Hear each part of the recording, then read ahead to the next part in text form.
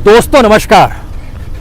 दोस्तों, भारत को आज़ादी मिली और उसने वक्त को जब नापना शुरू किया तो उसकी कलाइयों पर HMT की घड़ी हुआ करती थी और जब सड़क पर उसने रफ्तार पकड़ी तो उसके पास एटलस साइकिल हुआ करती थी। लेकिन आज ये दोनों कंपनियों पर ताला लग चुका है।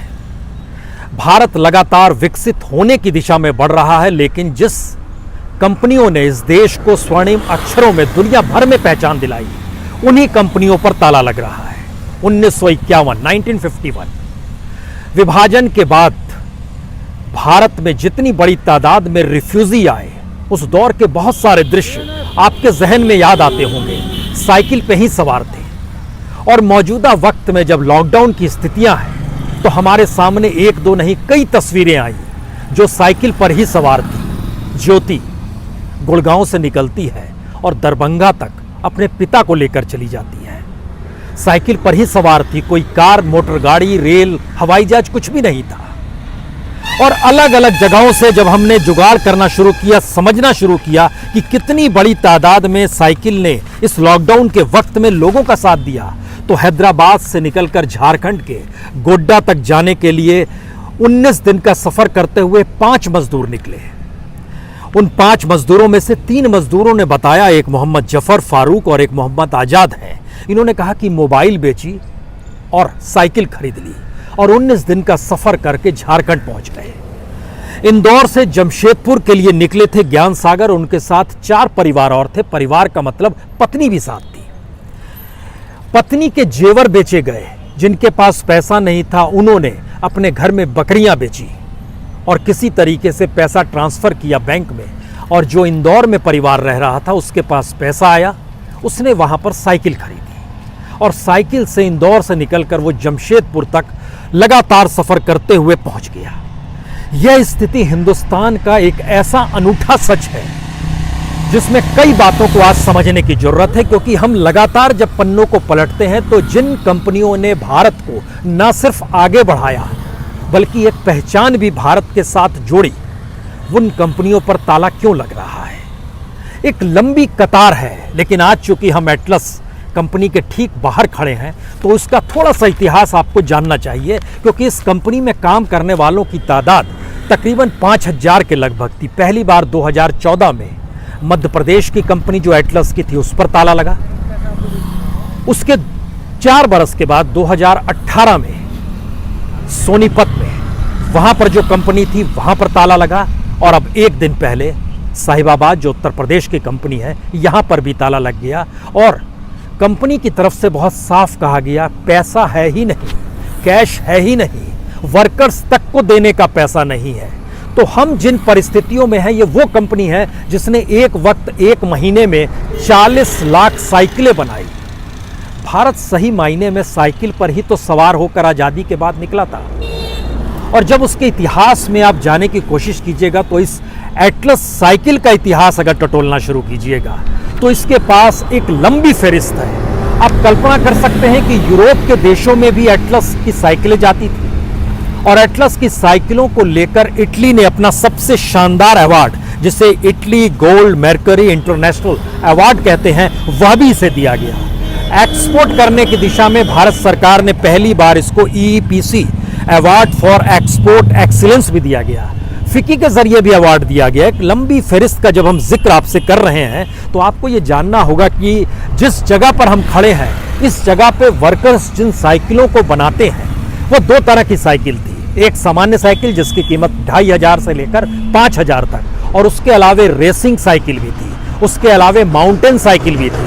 और 1982 में जब एशियाड भारत में हो रहा था तो उस समय एटलस ने ही भारतीय खिलाड़ियों को साइकिलें दी थी। तो एटलस की पहचान अंतर्राष्ट्रीय तौर पर यहां से साइकिल बनने वाले की ये थी कि डेनमार्क, जर्मनी, हॉलैंड, इजराइल और पूरे अरब कंट्री में Iraq, Kuwait, Bahrain, Qatar, Saudi Arabia, Oman, United Arab Emirates, इन तमाम जगहों पर एटलस साइकिलें जाती रही हैं। और इतना ही नहीं, श्रीलंका, बांग्लादेश, म्यांमार, यहां पर भी एटलस की साइकिल जाती रही है।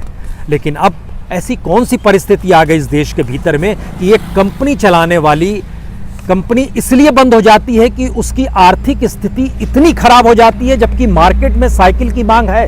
यह अलग मसला है कि इस दौर में साइकिल की मांग कम होती चली गई, लेकिन आपको जानकर यह भी हैरत होगी, दुनिया की जो सबसे महंगी गाड़ियां बनाती हैं उन्होंने भी महंगी महंगी साइकिलें बनानी शुरू की।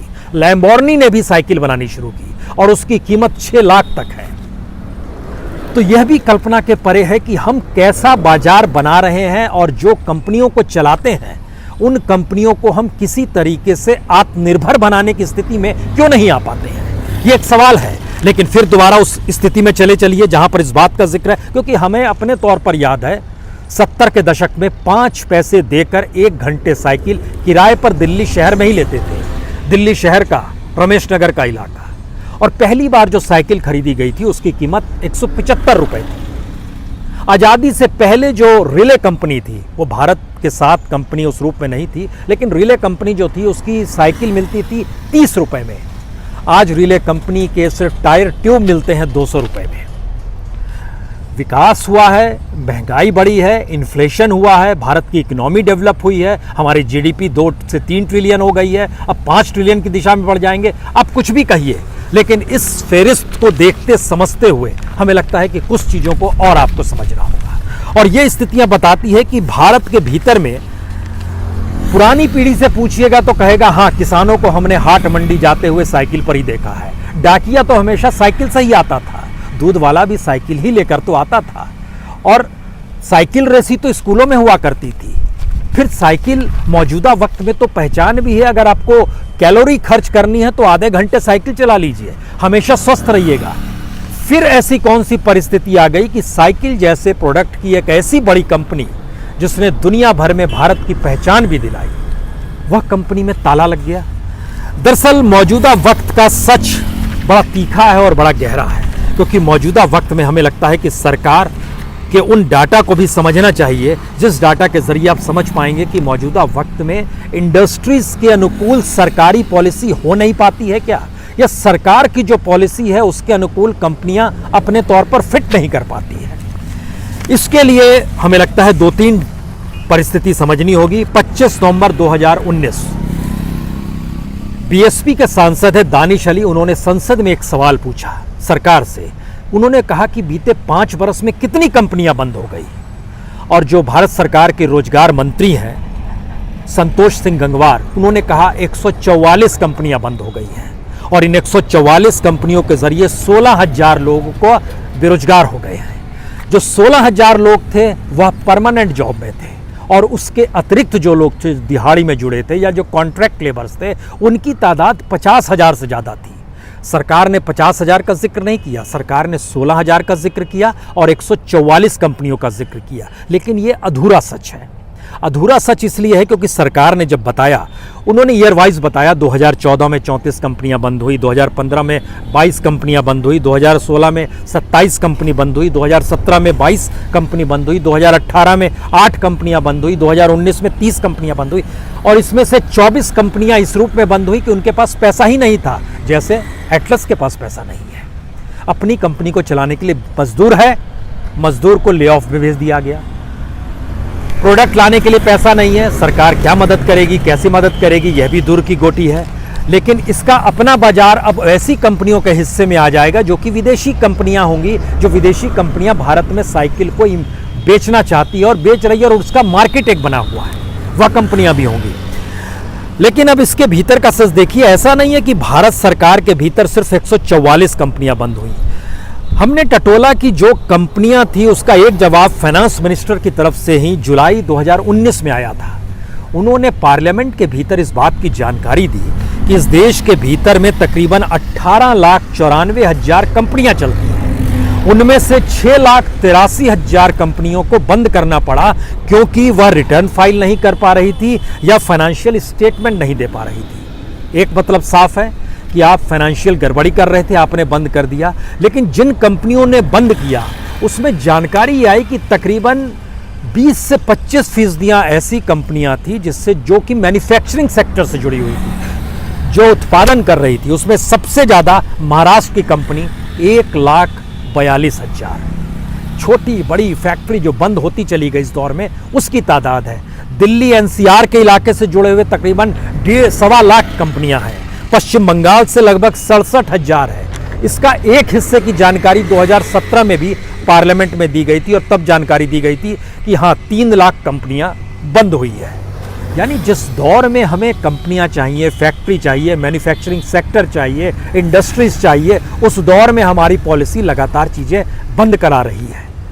और स्थिति इतनी विकट होती चली गई कि सरकार ने इस बात को माना कि 19 कंपनियां भारत सरकार की भी बंद हुई है। अब उसमें कौन कौन सी कंपनी आप सोचिए, उसमें एक HMT भी है, इसकी जानकारी दी गई। 2016 में निर्णय लिया गया और 2018 में पूरी तरीके से HMT कंपनी बंद हो गई, जिसकी पहली घड़ी जो थी सिटीजन्स लिमिटेड, जो जापान की कंपनी है, उसके साथ मिलकर बनाई थी और नाम दिया गया था HMT जनता घड़ी। नेहरू ने वो घड़ी कलाई में पहनी थी 1961, और वो कंपनी बंद हो गई। लेकिन उसके बाद फिर देखिए, HMT के अलावे Tungabhadra steel products limited, Hindustan cables limited, केंद्रीय अंतर्देशीय जल परिवहन निगम लिमिटेड, इंडियन ड्रग्स और Rajasthan drugs and pharmaceutical limited, HPCL, वृक्षारोपण विकास निगम limited, Bharat wagon and engineering company limited, Burn Standard company limited, national jute manufacturing corporation limited, Birds jutes and export limited, STCL, ये सारी कंपनियां वो हैं जो भारत सरकार के मातहत चलती थी, वह भी बंद हो गई। तो क्या हम जिस इकोनॉमी को पाल रहे हैं, जिस इकोनॉमी के जरिए आगे बढ़ना चाहते हैं, उसमें ये कल्पना के परे है कि एटलस कंपनी को शुरू करने वाले जानकी लाल कपूर और 1951 में शुरू किया, और उसके तकरीबन 6 साल के बाद मुंजाल साहब थे, उन्होंने शुरू किया था हीरो साइकिल और एटलस साइकिल, ये दोनों शुरू होती है और दुनिया में इसका वर्चस्व होता है। भारत जैसी जगह पर करोड़ों की तादाद में ये साइकिलें बनाते थे। और आपको जानकर यह भी हैरत होगी कि भारत से आगे सिर्फ चीन ही रहा, लेकिन इन 2 कंपनियों ने चीन की साइकिल को कभी भारत में आने नहीं दिया। इतनी बड़ी तादाद में साइकिलों का प्रोडक्शन हो रहा था, और इन प्रोडक्शंस का संख्या भी हमें लगता है कि आपको जानना चाहिए, क्योंकि जिस तेजी के साथ भारत में मैन्युफैक्चरिंग हो रही थी, उस मैन्युफैक्चरिंग फैक्टर में सिर्फ और सिर्फ चीन ही भारत से आगे था। चीन में लगभग 4.5 करोड़, 2010-11 का हम आपसे जिक्र कर रहे हैं, 4.5 से 5 करोड़ के बीच में साइकिलें बनती थी। भारत में तकरीबन 1.25 करोड़ साइकिल इसी दौर में बन रही थी। और इतनी बड़ी तादाद में अगर भारत की इंडस्ट्री चीज़ों का निर्माण कर रही थी, तो फिर उसे आगे बढ़ाने के लिए कोई प्रयास क्यों नहीं किया गया। और दुनिया के अलग अलग देशों में, जिसमें जर्मनी है, जिसमें हॉलैंड है, जिसमें इटली है, जिसमें फ्रांस है, जिसमें जापान है, ये देश ऐसे हैं जहां पर साइकिल इंडस्ट्री को आगे बढ़ाने के लिए स्टेट ने अपने तौर पर ना सिर्फ प्रोत्साहन राशि दी, बल्कि वहां पर जो वेजेस थे उसको भी उस अनुकूल बनाया, जिससे कि लार्जेस्ट इंडस्ट्री जो होती है, एक बड़ी इंडस्ट्री जो होती है, उसके पैरेलल में साइकिल बनाने वाले लेबर्स को भी उतना पैसा दिया जा सके। तो इस स्थिति में दुनिया भर के लोगों ने अपने तौर पर मदद की। भारत में अगर समझना चाहते हैं तो 1950 में भारत में सिर्फ 99,000 साइकिलें बनती थी, यानी 1 लाख से कम। 1960 में दोनों आ गए थे, एटलस और हीरो। 10 लाख साइकिल एक साल में बनने लगी। 1970 में बढ़कर 20 लाख, 1980 में 44 लाख, 1990 में 61 लाख और सन 2000 में 1 करोड़ 19 लाख साइकिलें बनती थी। मौजूदा वक्त में 2010 में आखिरी डाटा जो निकल कर आया, तकरीबन 1.5 करोड़ साइकिलें बनती थी। यह भारत में साइकिल की स्थिति रही है। लेकिन इसके साथ दूसरी स्थिति भी जानिए। खुद जब यूनाइटेड नेशन ने एक सर्वे किया और बताया कि भारत में 1000 लोगों पे 90 लोग साइकिल खरीदते हैं जो अपने देश की बनी होती है, तो चीन में 149 लोग साइकिल खरीदते हैं और अमेरिका जैसी जगह में 400 लोग साइकिलें खरीदते हैं। और साइकिल को प्रोत्साहन देने के लिए अमेरिका, ब्रिटेन, चीन, जापान, इटली, इन सभी का एक अपना महत्व रहा है। लेकिन हम चीज़ों को संभाल नहीं पाए, और ख़ास तौर से ऐसे वक्त में जब हम आज आपसे बात कर रहे हैं, तो आज विश्व पर्यावरण दिवस है और पर्यावरण के लिए कार, मोटर गाड़ी, इन सब को अनुकूल नहीं माना जाता है, साइकिल को ही अनुकूल माना जाता है।